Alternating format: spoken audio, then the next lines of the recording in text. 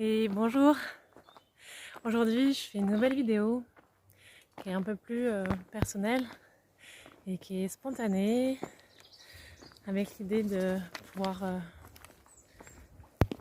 parler du sujet de l'adoption, des blessures d'attachement et des ressources de la danse pour pouvoir améliorer sa fluidité relationnelle, sa capacité à être en paix et combien en fait ça a changé ma vie d'aller dans l'espace de la danse. En fait, je dois rendre un DVD à une amie. Ça s'appelle Voyage de reconnaissance. C'est un DVD qui parle de l'histoire d'une adoptée d'origine coréenne qui a été adoptée en France. Et c'est un film documentaire qui raconte l'histoire de ses retrouvailles avec son père coréen. Et comme je dois lui rendre ce DVD, je me suis dit bon, il faut quand même que je fasse un petit partage avant de lui rendre. Concernant cette histoire un peu personnelle, plus personnelle que d'habitude, qui concerne les blessures d'attachement, les blessures liées à l'abandon, au rejet, à l'humiliation, à la trahison, à l'injustice. On parle plus souvent de blessures de l'âme, mais en l'occurrence, là moi j'aime bien parler des blessures d'attachement. Alors voilà. Il fait vraiment pas beau, j'ai l'impression qu'il va pleuvoir, mais je tenais à faire ce partage. Surtout qu'en fait, il vient en écho avec un film qui vient de sortir au cinéma. Bon, voilà, je sais pas s'il va rester longtemps dans les salles. Ça s'appelle Retour à Séoul. Peut-être que vous en avez entendu parler. Et ça parle également de... Alors, c'est pas un documentaire, c'est une fiction inspirée d'une histoire réelle, d'une adoptée, une femme d'origine coréenne, adoptée par une famille française, et qui aussi retrouve son père biologique. Et la fiction raconte un peu le voyage chaotique et, et aussi voilà, l'expérience entre deux pays, entre deux cultures, entre des émotions qui vont de choses très tendues, très chaotiques, à des choses qui relient. Et donc, voilà, j'avais envie de me poser dans un partage à ce sujet, puisque je suis moi-même concernée par cette question. Je suis moi-même adoptée d'origine coréenne, femme, adoptée par des parents français quand j'étais tout jeune enfant. Et on est en fait 200 000, plus de 200 000 enfants coréens adoptés entre les années 60 et 90, avec un pic dans les années 80. Donc aujourd'hui, il y a vraiment un phénomène diasporique, sociétal, qui n'est pas forcément très visible en France, mais qui est réel. En fait, en France, on est à peu près 10 000 Coréens adoptés. Et j'avais envie de mettre en lumière le fait que le partage artistique par un film, que ce soit une fiction ou un documentaire, est vraiment bienvenu pour le paysage français, pour mettre en lumière la complexité du vécu des adoptés qui se situent entre deux cultures, qui se situent dans des espaces qui sont des espaces relationnels pas toujours évidents, entre une famille française avec une culture française et une famille coréenne qui est connue ou pas connue, parce qu'il y a aussi beaucoup d'enfants, d'adultes qui ne retrouvent pas la trace de leur famille d'origine, malheureusement. Et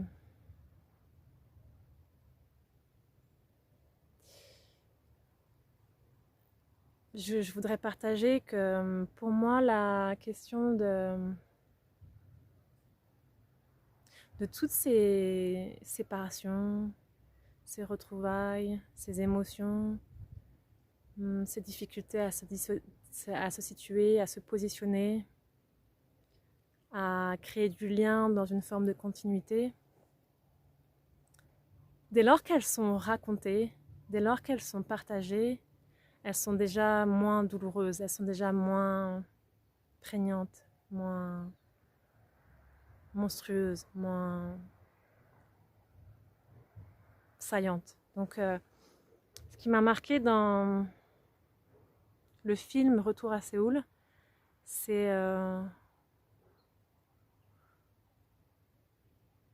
bon, outre, moi, je suis pas une critique, je vais pas faire une critique du film en fait. Moi, j'ai beaucoup aimé le film pour différentes raisons, mais surtout ce qui m'intéresse dans ce que je partage là, c'est j'ai le sentiment que le retour aux racines, le retour à l'origine de ce qui fait mal, de ce qui a fait mal, de ce qui n'est pas vu comme ayant fait mal, et le retour au ressenti de la douleur, le retour au ressenti de la peine, est vraiment quelque chose qui permet ensuite de sortir d'un relationnel chaotique. Et dans le documentaire Voyage de reconnaissance de Gabriel Laurent, on voit que il y a beaucoup plus de douceur de la part de l'adoptée, parce qu'on sent qu'elle est constamment connectée à son ressenti, qu'elle raconte son ressenti au fur et à mesure, elle a des émotions et des sentiments qu'elle peut raconter au fur et à mesure de ses questionnements, les difficultés qu'elle a avec le fait d'accueillir les demandes ou les attentes de son père coréen. Et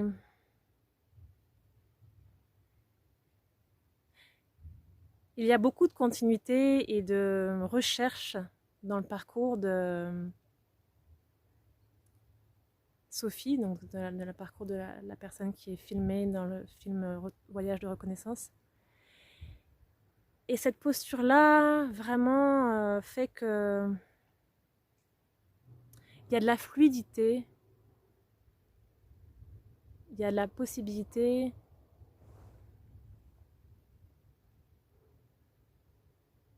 de faire groupe avec son père, d'être en relation avec son père, même si c'est pas facile.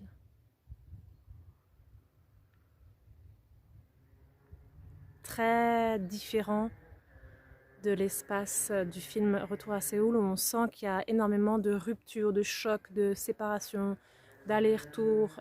C'est vraiment pas du tout accueilli en fait d'un point de vue émotionnel, d'un point de vue ressenti dans le corps. Et du coup, ça part un peu dans tous les sens, les relations amicales, les relations sentimentales, les relations familiales. Voilà, on sent que c'est vraiment ça part dans tous les sens. Et bien sûr, ça fait quelque chose de très cinématographique, mais bon, ça a l'air quand même très très difficile, et c'est